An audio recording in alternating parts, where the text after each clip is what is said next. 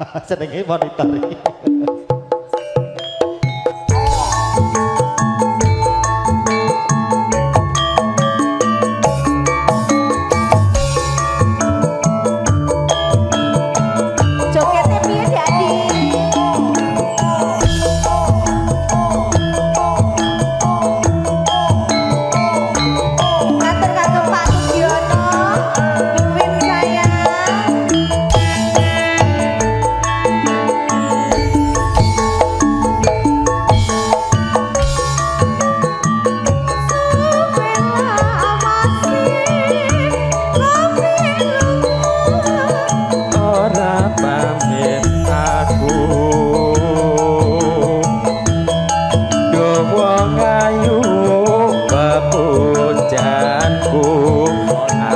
Susah wong kangen sliramu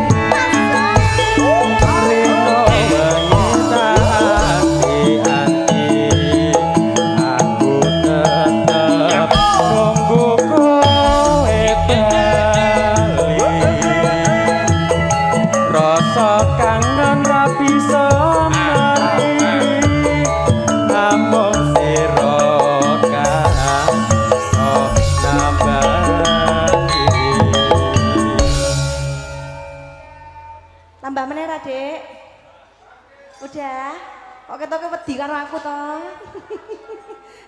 Aduh, Dedek enggak apa Mbak Rizka enggak gigit kok, tenang aja, Dek. Aja semalam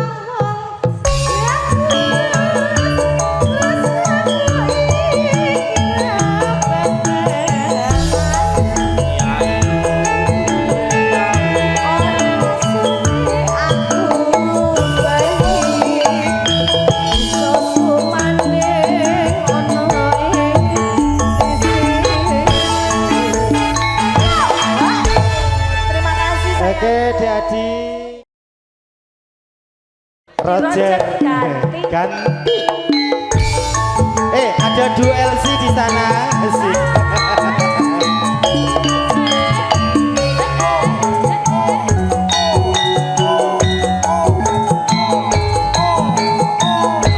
Pasukan batik monggo.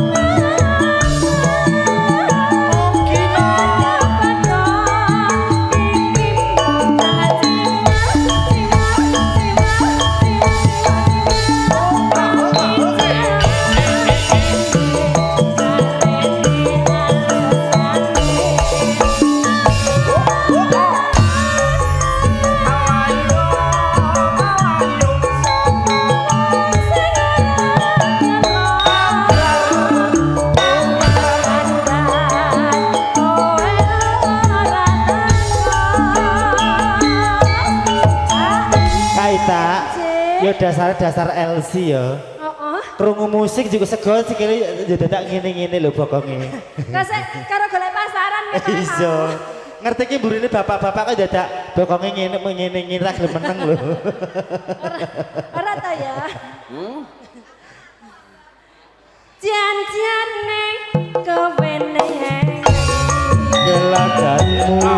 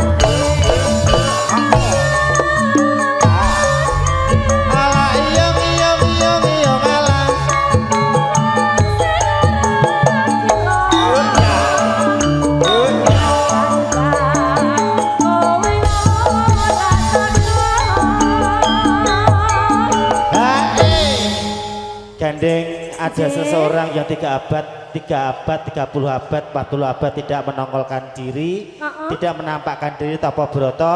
Dan sekali nongol bikin muser. Bikin? Muser. Bikin muser. Karena sinyalnya selemot. Aku. Nggih, ke kantor bapakku Bapak Samsuri yang nabi wonten dalem Oje Pak mengke ngersakaken aja cidra. Aja citra sinten malih? Mung sakmene Gia Monica. Ya. Ketoke memang kuwi membernya Mbak Gia. Iya, membernya G. Pak Samsuri. Pak Haji. Janjane kowe nengen Laganmu.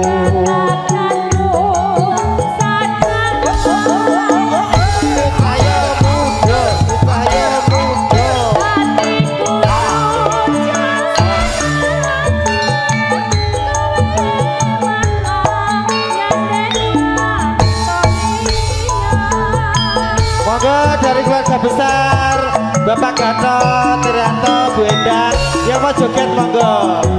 Monggo nyagi pasukan Bane monggo.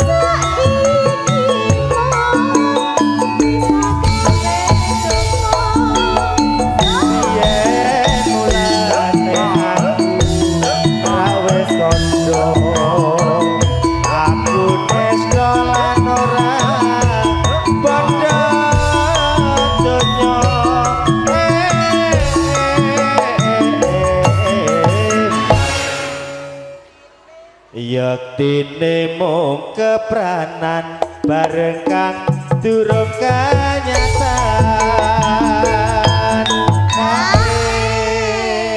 Pak Parjo ninggal katresnan udah tadi nggih. Nggih, tadi sudah diatur ke awal tadi. Pak Haji.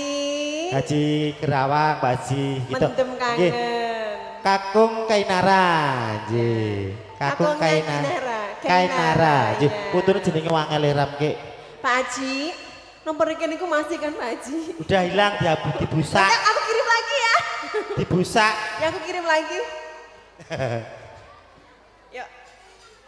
Mbak, ya.